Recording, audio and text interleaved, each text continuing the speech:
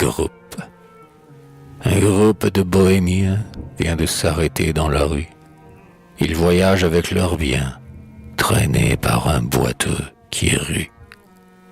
Cheminant par monts et par vaux, épris de la grande nature, ils font le trafic des chevaux, ils disent la bonne aventure.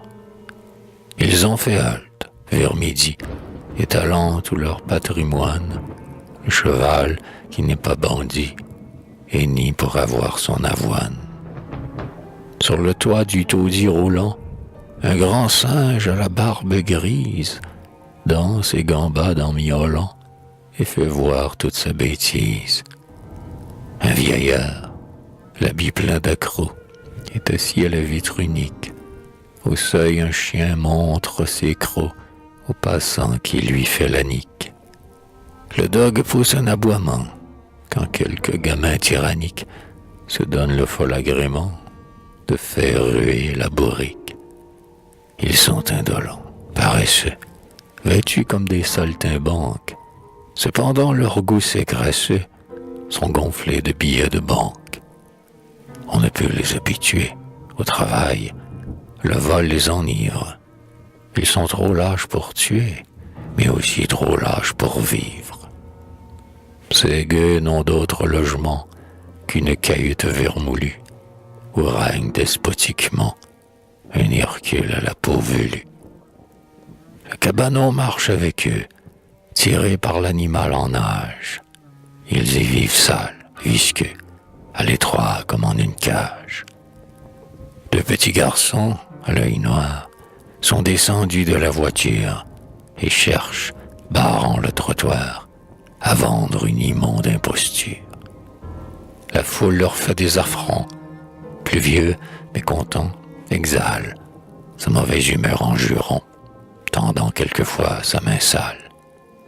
Près d'eux, souriant au badaud, attroupés devant une échoppe, leur mère, un enfant sur le dos, s'offre pour tirer l'horoscope. Mais elle a beau montrer ses dents, dont l'émail sans tache étincelle, et rouler de grands yeux ardents, rien ne tombe à son escarcelle. Soudain le père pousse un cri, la famille rentre frileuse. À son passage, l'homme aigri lève sa grosse main calleuse. Il parle, l'air terrifiant, à la femme qui se dérobe pour donner le sein à l'enfant qui s'attache au pan de sa robe. Et pendant que sur ses genoux, la mère veut endormir l'ange, elle répond à son époux par des mots tout suintants de fange.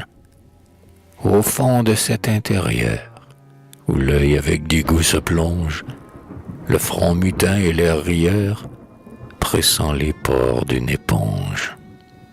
Une jeune fille est en train de laver une vieille scène et passe sur Jésus sa main, en chantant un couplet obscène.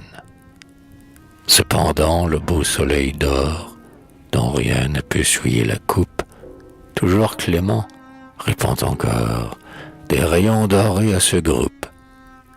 Et la nuit peut-être un oiseau, vient-il du ciel une minute, voir par la vitre le berceau qui rayonne dans la cahute.